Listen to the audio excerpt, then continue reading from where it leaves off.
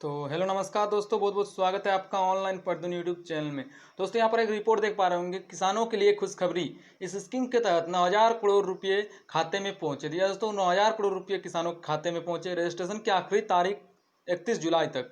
दोस्तों इस स्कीम के तहत जो है 9,000 करोड़ रुपए किसानों के खाते में पहुंचे। रजिस्ट्रेशन की आखिरी तारीख 31 जुलाई तक। तो किन किसानों के खाते में ये 9,000 करोड़ रुपए जो है भेजे गए और किन किसानों को ये पैसा मिला है और किस स्कीम के तहत मिला है, चलिए टोटली जान लेते हैं इस वीडियो में। तो इस वीडियो को शुरू से लेकर इन तक जरूर देखिएगा। तो यहाँ पर आप देख पा रहे होंगे, केंद्र सरकार की ओर से किसानों के लिए शुरू की गई फसल बीमा योजना के तहत देश भर में अब तक 14,000 करोड़ रुपए के फसल बीमा के दावे सामने आए हैं, जिनमें से अब तक केवल 9,000 करोड़ रुपए के दावे का भुगतान किया गया। दोस्तों करीबन 14,000 करोड़ रुपए का दावा किया गया है इस योजना के तहत, और इस योजना का नाम है फसल बीमा योजना। प्रधानमंत्री फसल बीमा योजना के तहत करीबन 9,000 करोड़ रुपए किसानों के खाते में भुगतान किया गया। यहाँ पर आप देख पा रहे होंगे, किसानों के लिए शुरू की गई फसल बीमा योजना। जी हाँ दोस्तों, फसल बीमा योजना के तहत करीबन 9,000 करोड़ रुपए किसानों के खाते में ट्रांसफर की गई है। मीडिया रिपोर्ट के मुताबिक सबसे ज्यादा दावों का निपटारा हिमाचल प्रदेश, उत्तर प्रदेश और महाराष्ट्र में हुआ था। दोस्तों यहाँ पर आप देख पा रहे होंगे, सबसे ज्यादा लाभ जो है महाराष्ट्र, हिमाचल प्रदेश और उत्तर प्रदेश के लोगों को हुआ है। यहाँ आप देख पा रहे होंगे, फसल बीमा योजना के तहत सबसे ज्यादा लाभ हिमाचल प्रदेश, उत्तर प्रदेश और महाराष्ट्र के लोगों को मिला है, जहां लगभग सभी दावों का निपटारा किया गया है। आपको बता दें कि पहले प्रधानमंत्री फसल बीमा योजना सभी किसानों के लिए अनिवार्य थी, लेकिन अब ये स्वैच्छिक कर दी गई है। अब अगर किसान बीमा का प्रीमियम बैंक में जमा करेगा तो उसको योजना का लाभ मिलेगा, अन्यथा नहीं मिलेगा।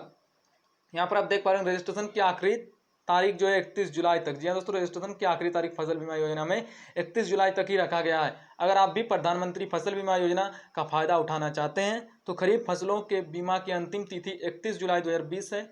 जो ऋणी किसान बीमा सुविधा नहीं चाहते हैं वह अंतिम तिथि के 7 दिन पूर्व लिखित रूप से अपनी बैंक शाखा को आवश्यक सूचित करें। दोस्तों जो किसान पहले मतलब फसल बीमा योजना के तहत लाभ ले रहे थे, अगर उनको ये लाभ अभी नहीं लेना है तो अपने बैंक शाखा में जो है आवश्यक सूचना करें। यहाँ पर अगर जो नया आवेदन करना चाहते हैं, जो नया मतलब फसल बीमा योजना का लाभ लेना चाहते हैं, तो यहाँ पर बताया गया गैर ऋणी किसान सीएससी बैंक एजेंट अथवा बीमा पोर्टल पर स्वयं जो है बीमा कर सकते हैं। जी दोस्तों, अगर आप नया किसान है, अगर आप खुद जो है आवेदन करना चाहते हैं फसल बीमा योजना के तहत, तो आप अपना मोबाइल से भी कर सकते हैं, या जो है सीएससी द्वारा या एजेंट या बैंक के द्वारा भी आप कर सकते हैं। तो आपने अगर इस स्कीम के तहत अभी तक अपना नाम नहीं जोड़ा है तो इस स्कीम के तहत आप अपना खुद से भी पोर्टल पर नाम जोड़ सकते हैं। प्रधानमंत्री फसल बीमा योजना के तहत आप इसमें नाम जोड़ सकते हैं।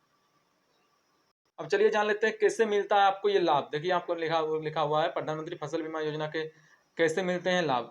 बुआई के 10 दिन के अंदर किसान को प्रधानमंत्री फसल बीमा योजना का एप्लीकेशन भरनी होगी। दोस्तों बुआई के 10 दिन के अंदर किसानों को जो है इसका लाभ लेने के लिए अपना एप्लीकेशन भरना होगा। बीमा की रकम का लाभ तभी मिलेगा जब आपकी फसल किसी प्राकृतिक आपदा की वजह से ही खराब हुई हो। तो बीमा का लाभ तभी आपको मिलेगा जब आपका फसल किसी प्राकृतिक आपदा की वजह से खराब हुई हो। यहाँ पर देखिए जैसे बताया गया है, खड़ी फसलों को स्थानीय आपदाओं जैसे ओलावृष्टि, भूस्खलन, बादल फटने, आकाशीय बिजली से हुई नुकसान की भरपाई बीमा जो है कंपनी आपको करेगी। बीमा की तरफ से आपको ये पैसा मिलेगा अगर आपका आपदा की वजह से आपका फसल अगर नुकसान होता है, जैसे कि मैंने आपको अभी यहाँ पर बताया गया है, ओलावृष्टि, भूस्खलन, बादल फटने और आकाशीय बिजली के कारण आपका नुकसान होने पर यह भरपाई आपको की जाएगी।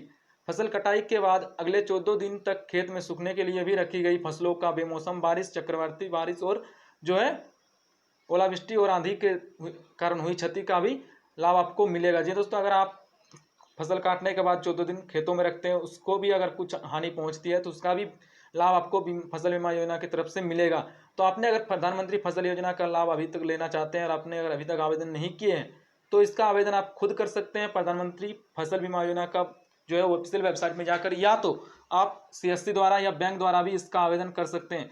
तो आप भी अगर किसान हैं, आप भी अगर खेती करते हैं, खेती कर रहे हैं, तो इसके लिए आवेदन करना आपको भी आवश्यक होगा, क्योंकि इसमें आपको प्रधानमंत्री फसल बीमा योजना के तहत पैसे आपको मिलेंगे। तो यहाँ पर आप देख पा रहे हैं, गैर ऋणी किसान सीएससी बैंक एजेंट अथवा बीमा पोर्टल पर जाकर स्वयं भी आवेदन कर सकते हैं। तो आपने अगर अभी तक प्रधानमंत्री फसल बीमा योजना के तहत आवेदन नहीं किए हैं तो इसका आवेदन खुद भी कर सकते हैं या सीएससी द्वारा भी आवेदन कर सकते हैं। तो जल्द से जल्द इसका आवेदन कीजिए, तो इसका लाभ आपको मिलेगा। तो बस दोस्तों, इस वीडियो में इतना इन्फॉर्मेशन देना था। अगर वीडियो अच्छा लगे वीडियो को लाइक कीजिएगा, नीचे कमेंट कर सकते हैं। कोई दिक्कत होगी तो चैनल को सब्सक्राइब नहीं किया, चैनल को सब्सक्राइब करके बगल में आपको एक घंटे का बटन दिख रहा होगा, उसमें क्लिक करके ऑल में क्लिक कर दीजिएगा।